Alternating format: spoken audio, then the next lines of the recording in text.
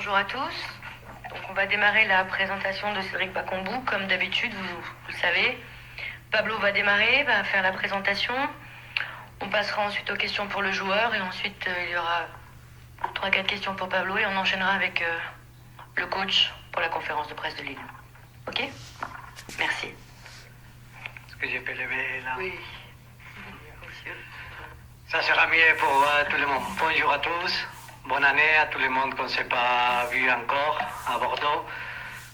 Bon, nous sommes ici très contents au niveau des clubs pour faire la présentation de notre première recrue d'hiver, mercato d'hiver, Cédric Bakambu, un joueur offensif qu'on a beaucoup discuté entre nous, surtout sur sa polyvalence offensive. Non? C'est un joueur avec la capacité qu'il a démontré ici dans les championnats français, en Turquie, en Espagne, à Villarreal et en Chine, à pouvoir jouer dans de différentes positions offensives.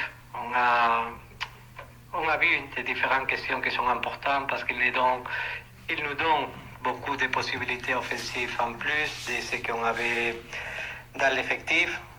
On a répété depuis la fin du mercato d'été qu'on avait besoin d'un joueur offensif en plus. C'était notre priorité de recruter un joueur comme lui, et surtout pour les caractéristiques qu'il a, de verticalité, de capacité de jouer dans des différentes positions, la capacité à avoir des relations individuelles et des liaisons dans les jeux qu'on n'avait pas dans l'effectif. Et bon, pour ça que c'est un joueur qu'on a recherché beaucoup les profils. C'est une histoire d'amour entre nous depuis longtemps, qu'on avait parlé de différentes fois dans le passé, dans les différents clubs où j'étais. Bon, je suis particulièrement content de donner la bienvenue à Cédric. Bienvenue. Merci, Président. Merci Pablo. Allez, Romain. Cédric, bonjour et bienvenue. Double question simple pour démarrer. Est-ce que tu pourrais nous dire ce qui sont pour toi tes qualités et tes défauts?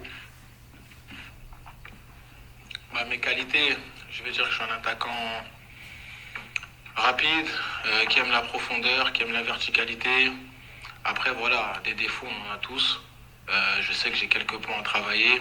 Je sais que je ne suis pas non plus le meilleur attaquant du monde, mais voilà, j'espère apporter toutes mes qualités au profit du collectif. Karim. Cédric, bonjour et bienvenue ici à Marseille. Déjà, peux-tu nous expliquer pourquoi Marseille? Parce qu'il y a pas mal de clubs qui semblaient être intéressés à toi depuis quelques mois. Et est-ce que tu peux nous aiguiller un petit peu sur ton état de forme actuel après quelques mois sans véritable compétition? En fait, à chaque fois, il y aura deux questions, j'ai bien compris. Bon, on va commencer par la première. Pourquoi Marseille, c'est ça? Pourquoi Marseille? Parce que je sais ce que représente Marseille ici en France. Je sais ce que représente Marseille en Afrique, parce qu'il faut savoir que je suis congolais. Donc voilà, très grosse ferveur autour de ce club. Et surtout parce que le discours du président m'a plu. On se connaissait depuis pas mal d'années déjà. Et après avoir échangé avec le président, après avoir échangé avec le coach, avec mes représentants, que ce soit mon agent, ma famille, mes proches, j'ai pris la décision.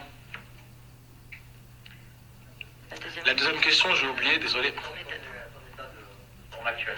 Ah, mon état de forme. Ouais, il faut savoir qu'après, voilà, je suis un joueur de foot professionnel. C'est vrai que mon dernier match remonte au mois de novembre. Mais je m'entretiens, je me suis entretenu, j'ai gardé la forme. Aujourd'hui, j'ai un très beau staff qui s'occupe de moi, compétent. Donc, je vais faire le maximum et je suis confiant sur mon état de forme. Fabrice. Cédric, bonjour.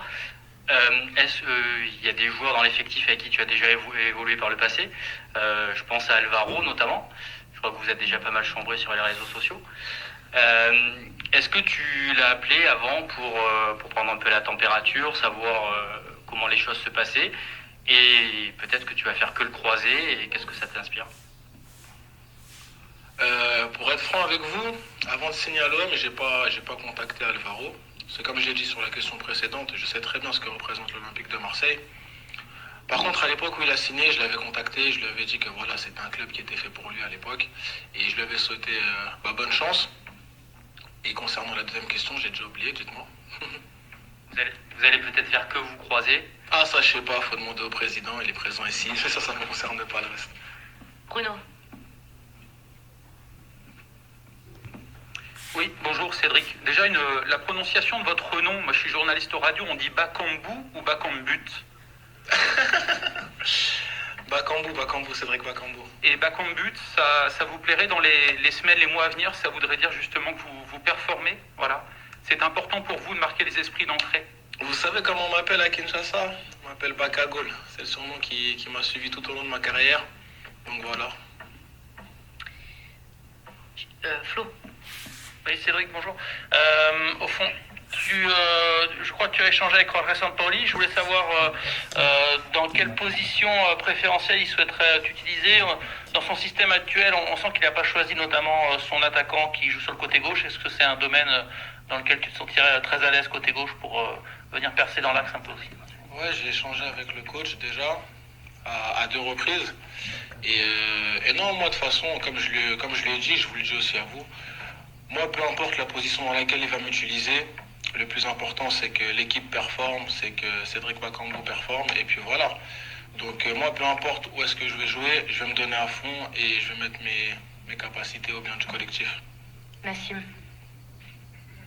Cédric, bonjour, ici Nassim Tirage pour Stade Perform.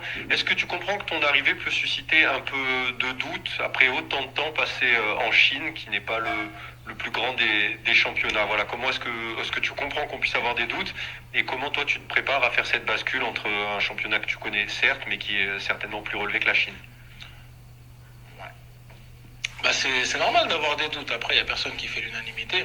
Moi, comme je vous l'ai dit précédemment, j'ai confiance en moi, je sais ce que je vaux. La Ligue 1, j'ai déjà évolué, j'ai eu la chance d'évoluer en Ligue 1, donc je sais que voilà, c'est un championnat très difficile, c'est un championnat de très haut niveau. Bah, c'est regardé déjà à l'étranger, parce que quand j'étais en Chine ou même quand j'étais en Espagne, je sais que la Ligue 1, c'est un championnat qui est respecté en dehors de la France. Aujourd'hui, j'y suis et je vais mettre toute mon énergie, tous mes efforts pour pouvoir performer ici. Gilles. Bonjour Cédric, bienvenue. Vous êtes natif de la région parisienne, vous aviez déclaré sur le plateau du Canal Football Club que le PSG est votre club de cœur. Est-ce que vous pensez que cela va vous mettre un peu plus de pression pour vous imposer ici à l'Olympique de Marseille? Tout le monde sait que je suis né à Vitry-sur-Seine.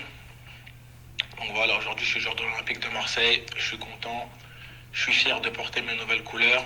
Et la pression, ça m'a suivi toute ma carrière, hein, pas seulement qu'ici. Et on va dire que j'aime la pression. De toute façon, c'est ça qui nous fait avancer, c'est ça qui nous fait nous surpasser, entre guillemets. Et le jour où j'aurai plus la pression, j'arrêterai de jouer au football. Mais non, moi je suis fier de porter mes nouvelles couleurs. Xavier. Bonjour Cédric. Juste là. Pas de souci. Vous avez signé un contrat de 2 ans et demi, si je ne me trompe pas. Bon, vous avez déjà prouvé au plus haut niveau, c'est factuel, que ce soit à Sochaux, en Espagne, en Turquie également. Vous arrivez à Marseille, finalement, dans quel état d'esprit êtes-vous? Est-ce que pour vous c'est un défi? Est-ce que pour vous c'est un challenge? Est-ce que voilà, pour vous avez encore envie de montrer que vous êtes capable de belles choses? Voilà, comment vous vous situez? Pour être franc, après 4 ans passés en Chine, ce que j'ai dit à mon agent, c'est que j'étais à la recherche d'un challenge purement sportif. Donc il m'a apporté les propositions, on a longuement échangé, pardon. Et quand il m'a proposé l'Olympique de Marseille, j'ai tout de suite accroché, j'ai tout de suite dit oui, c'est là-bas que je vais y aller. Il m'a dit oui, mais attends, peut-être que... J'ai dit non, moi je vais aller là-bas. Donc après, on était en contact avec le président qui est ici présent. Et le feeling, il était bon, donc c'était naturel que je vienne ici, vous pouvez lui demander. Ça s'est fait assez rapidement, c'était assez fluide, donc ça a bien matché entre ce que je recherchais et ce que recherchait le président longorien. Raphaël. On va reprendre la thématique des doubles questions, si tu veux bien, du début. Tu te sens à quel niveau par rapport à il y a 4 ans, quand tu as coûté plus de 70 millions d'euros quand même? Première question, en Chine. Et pourquoi avoir choisi le numéro 13?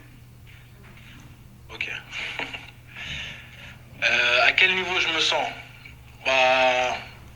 On va dire que j'ai acquis beaucoup plus d'expérience aujourd'hui. J'ai 30 ans, je suis père de famille.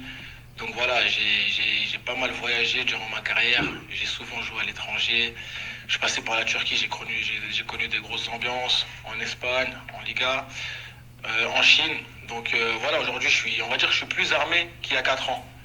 Et ensuite, concernant votre deuxième question, pourquoi le numéro 13 Là, pareil, je vais vous raconter l'histoire. Hier, on me propose des numéros. Le numéro 13, c'est le... Comment Hier, on m'a proposé des numéros. On m'a dit qu'il faut choisir un numéro. Donc, le 13, c'est le premier numéro qui est sorti de la liste. Hier, il faut savoir qu'on était jeudi 13. On est dans le 13. Donc, Bakago, le numéro 13, je l'ai fait à l'instant, on va dire.